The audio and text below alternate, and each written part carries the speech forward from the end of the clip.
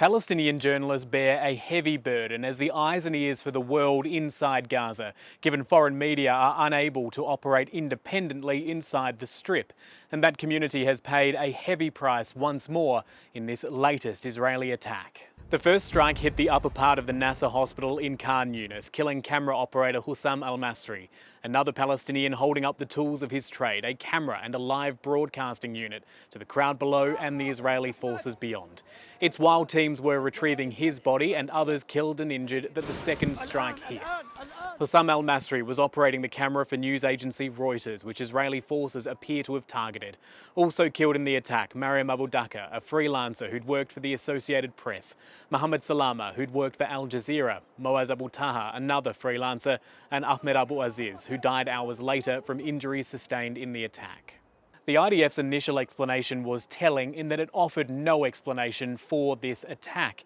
Even a later statement by the IDF's chief spokesperson provided little extra detail, although he did insist an internal investigation was underway. Reporting from an active war zone carries immense risk, especially in a war with a terrorist organization such as Hamas, who cynically hides behind the civilian population.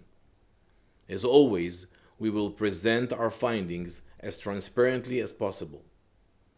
We regret any harm to uninvolved individuals. There was no apparent warning for this attack, and it targeted a hospital where civilians were seeking treatment. There was also no discussion from the IDF as to the fact a second strike was fired here, what locals on the ground are describing as a double tap, where one attack is launched, emergency responders arrive at the scene, and then a second is fired shortly after, targeting those responders.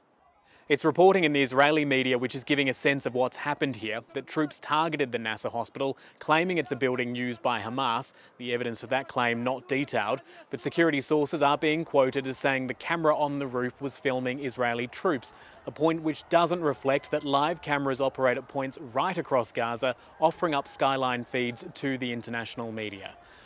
One outlet, the right-wing Channel 14, is reporting that troops believe all of Gaza is now one big battleground and is effectively fair game, and that one strike at Nasser turned into a broader incident.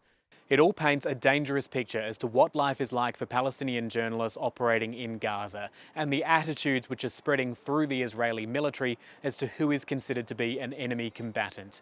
Since October 7, 2023, more than 240 Palestinians working in the media have been killed. Israeli forces often labelling them as working with Hamas, with thin public dossiers of alleged evidence.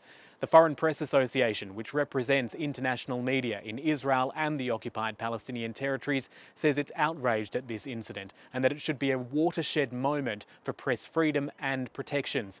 The World Health Organization is demanding Israel stop attacking hospitals.